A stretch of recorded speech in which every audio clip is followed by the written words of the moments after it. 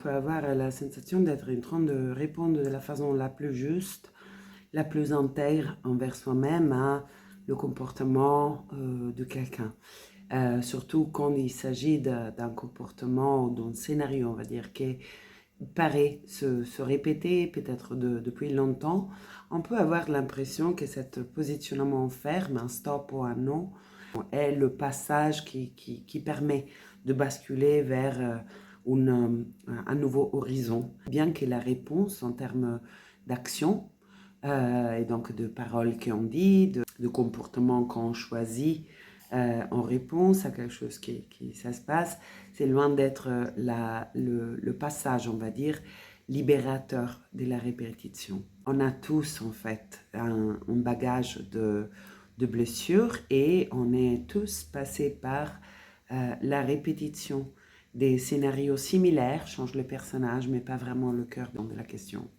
Et on a pu croire vraiment qu'adopter une réponse en termes d'action différente de la façon habituelle, on va dire, de répondre à la situation est ce qu'on a besoin de conquérir. Mais en réalité, jusqu'à que les enjeux qui sont encore présents à l'intérieur de nous, issus de notre vécu, ne sont pas rencontrés, accueillis, laissés circuler et identifiés, le comportement est loin d'être suffisant pour ouvrir à des expériences nouvelles. Donc, pour arrêter de répéter le scénario et accéder à des nouveaux possibles. Donc, le travail sur le passé, sur les blessures du passé, consiste non pas exclusivement à avoir compris. J'entends tellement de personnes que j'ai accompagnées au fil de ces années qui ont compris de quelle blessure s'agit. Peut-être ils ont lu un tas de bouquins, donc ils ont une connaissance, une compétence conceptuelle de leur vécu, de leurs blessures, du mécanisme qui se déclenche. Et cependant, quand une situation qui résonne avec cette vécu se représente à nouveau, ils sont emportés par cette expérience de densité intérieure et s'y retrouvent inévitablement dans une expérience de découragement, comme de se sentir une mouche enfermée dans une bouteille. Et déjà, je veux prémettre que je crois profondément que la perle la plus précieuse ou l'expérience la plus vibrante de joie et d'épanouissement est contenue exactement au cœur de ce qui a été notre blessure la plus importante. Donc la blessure ne vise pas exclusivement au dépassement d'un passé, vise un élargissement d'expérience. Quand je parle du travail sur les blessures, je ne propose pas par là un revenir à un état initial vierge, parce que ça serait peu de choses, avoir fait un voyage dans la souffrance parfois aussi très intense, avec le seul but, voilà, d'avoir survécu à ça, ou de revenir au point de départ. Non, c'est pas ça. La blessure porte un potentiel d'épanouissement, d'élargissement de la conscience, d'expérience, de joie à granger, qui se cache en fait dans l'expérience douloureuse. Donc ce n'est pas juste revenir au point de départ et aller beaucoup plus loin, mais pour cela faire, on a besoin de map, on a besoin de savoir. Et alors, je trouve qu'on a apporté beaucoup de pièces à cette puzzle qui est la traversée de la blessure, la transmutation du passé, la transmutation du métal en or. Et certainement, certaines pièces sont la compréhension conceptuelle, donc pouvoir identifier de quelle blessure il s'agit, si on reste même juste dans les 5 cases, grandes catégories, voilà, on peut se reconnaître dans la blessure d'abandon, de rejet, de trahison, etc., bien qu'elle est beaucoup plus ample que cette schématisation. La complexité humaine est plus grande de toute catégorie possible.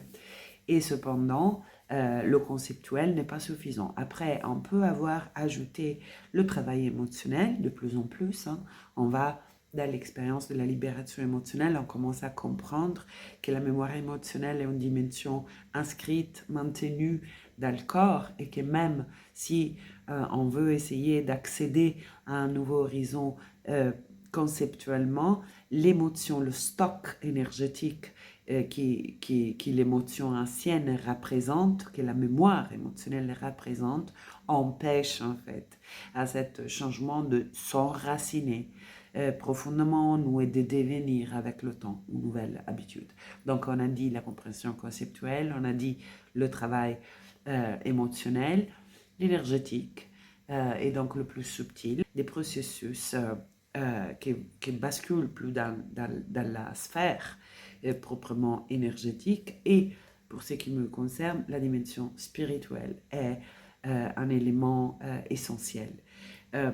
Sans le changement d'identité du soi que se perçoit petit, séparé, et qui, à la limite, a le concept de l'unité, mais qui ne la sent pas, ne la ressent pas, ne fait pas l'expérience de ça, sans cet élément expérientiel de connexion, de ressenti de notre essence divine profonde, pour moi, il manque une partie essentielle.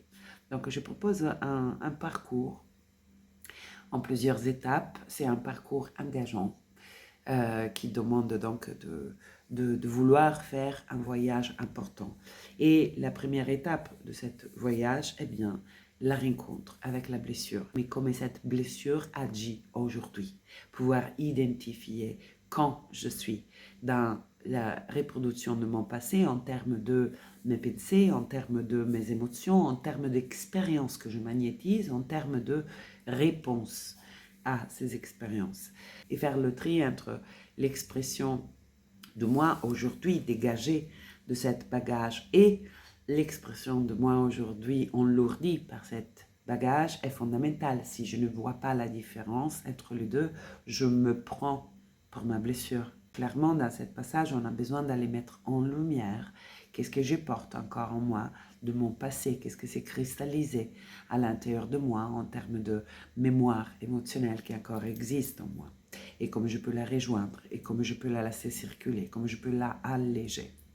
Va avec, dans cette première étape, qui est l'exploration et la libération de la blessure, va avec l'identification de celle que moi j'appelle la pensée racine, c'est-à-dire cette interprétation qu'on a formulée inconsciemment en réponse à l'expérience de la souffrance et qui est le noyau profond de notre système de croyances. Alors, cette pensée racine, il peut regarder nous-mêmes, donc il peut être une définition du soi qu'on a adopté sans en apercevoir et qui encore est vivante, active et déterminante de notre expérience aujourd'hui. Cette définition, interprétation peut regarder le monde, peut regarder la vie, les autres, les hommes, les femmes, le possible pour nous, ce qui est et qui n'est pas possible pour nous. Donc, c'est en fait le filtre à travers lequel on regarde le monde et dans ce monde, j'inclus nous-mêmes. Et identifier cet filtre est le passage obligé pour regagner de la liberté à propos de cet filtre. Pour cela faire, on a besoin de notre féminin, on a besoin de la dimension de la douceur, de la compassion, de la capacité d'inclure, qui est un des aspects de notre être. Donc on va vivre un voyage de rencontre avec le petit, la petite que nous y étions, avec ses émotions. Et cette dimension, elle existe encore à l'intérieur, une partie de nous. Ce n'est pas hier, c'est aujourd'hui. Et pouvoir se désidentifier de cette partie, donc pouvoir se reconnaître, cette soi, le centre, la conscience, l'amour, qui amène la lumière de sa conscience et la disponibilité de son accueil à cette partie de soi qui se met en écoute avec curiosité, avec disponibilité les mémoires que cette partie porte, des croyances qu'elle a, du regard qu'elle a eu par rapport à son vécu et qui porte encore en soi, et des comportements qu'elle a développés, des stratégies d'évitement de la souffrance qu'elle a dû mettre en place et qui encore aujourd'hui on remet en place quand nous basculons dans l'identification avec cette partie de nous. L'idée est que ces protocoles de rencontre avec cette partie qui sont ciblés pour adresser les différents aspects, on va dire, de la blessure et aussi les différentes phase de la blessure vise à opérer cet décollement en douceur et progressive entre le soi, le centre, notre conscience, et la partie qui est en souffrance. Elle vise donc naturellement à faire surgir aussi une nouvelle perspective des choses.